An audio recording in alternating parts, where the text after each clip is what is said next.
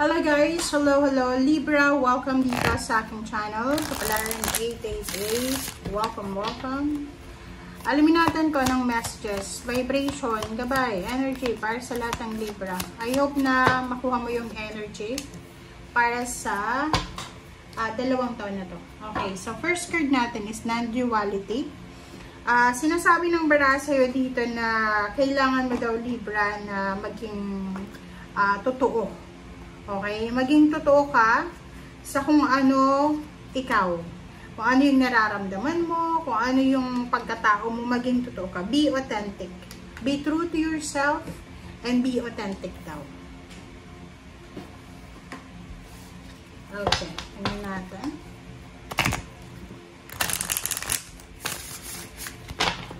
Libra.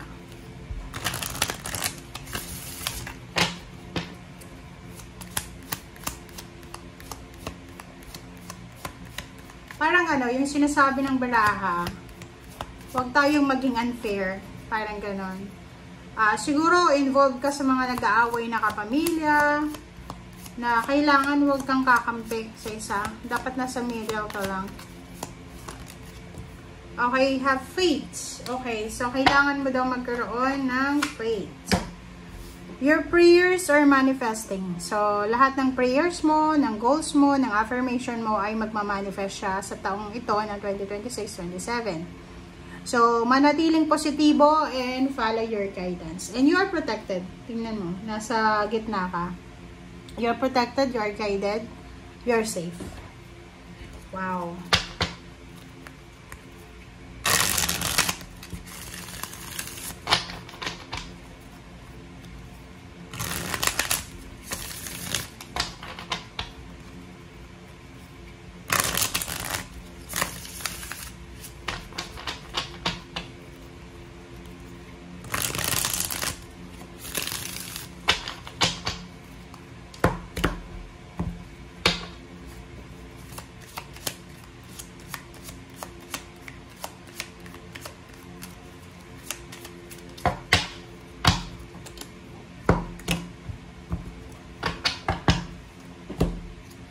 Okay.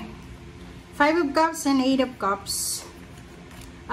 Sinasabi ng bara sa'yo dito na isang travel plans.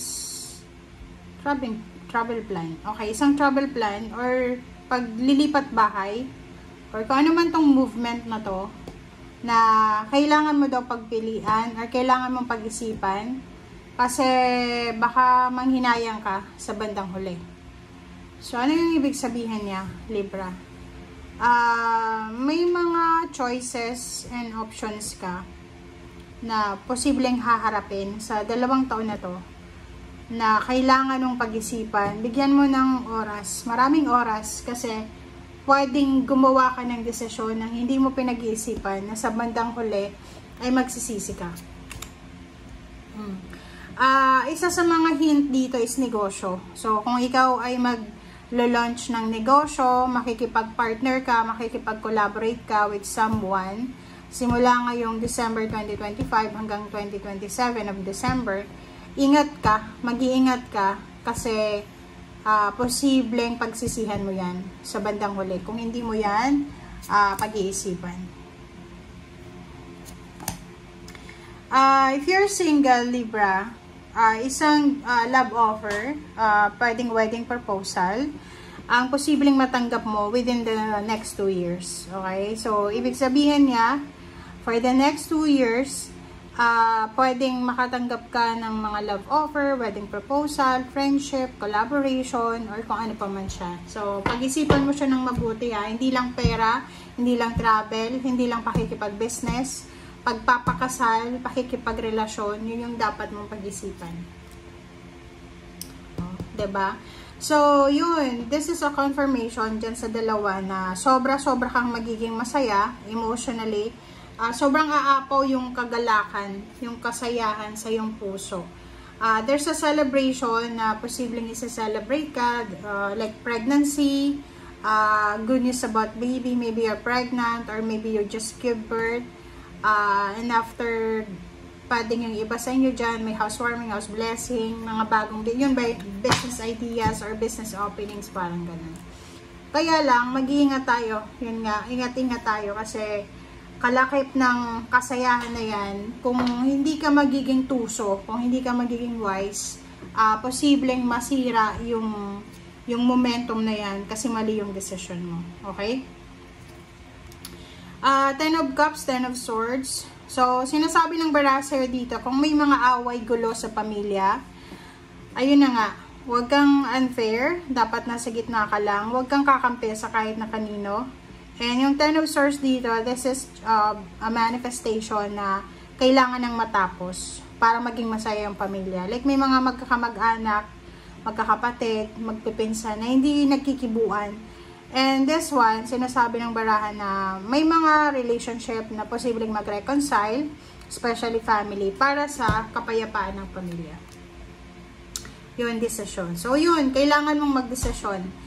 You need to decide para tapusin na yung mga grudges, resentments, magpatawad na, i-let go na kung ano yung mga bagay-bagay na dapat i-let go, and i-prioritize na yung happy family, and tapusin na yung competition, yung away, gulo, ganyan ganito. So yun, sa 2 taong ito, kung makikita mo yung baraha mo, sinasabi na yun, matatapos na yung gulo sa pamilya, gulo sa kapitbahay, gulo sa trabaho, kasi magiging sobrang peaceful na yung pamumuhay mo. Exciting na travel, exciting na pangyayari, ang posibleng mangyayari.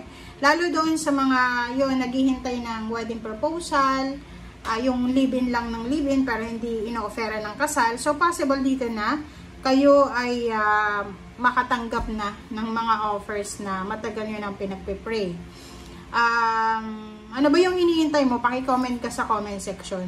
So, maybe promotion. Pwedeng nag-aantay ka ng promotion, ng salary increase, ng higher position. Or pwedeng nag-aantay ka ng tulong. So, maybe may kapamilya ka, kaibigan, kakilala na hinihingan mo ng tulong pero hindi ka tinutulungan. So, at last, ngayon, possible ngayon mismo makatanggap ka ng tulong. Okay? And sa ilalim mo dito is 8 of Swords. Tapos, King of Wands. So, yung mga sagabal sa trabaho, like yun, kung may mga katrabaho ka na epal, na akala mo, tagapagmana ng kumpanya, these 2 years na to, ay posibleng mag-resign sila, or pwedeng yung iba mag-retire na, or maybe yung iba, i-assign sa ibang department. So, medyo magkakaroon ka ng tranquility, ng peace of mind. Sa pamilya, ganun din. Yung mga taong nagdadala ng gulo sa pamilya ay medyo wala nang masyadong drama sa pamilya. Thank you guys. Bye!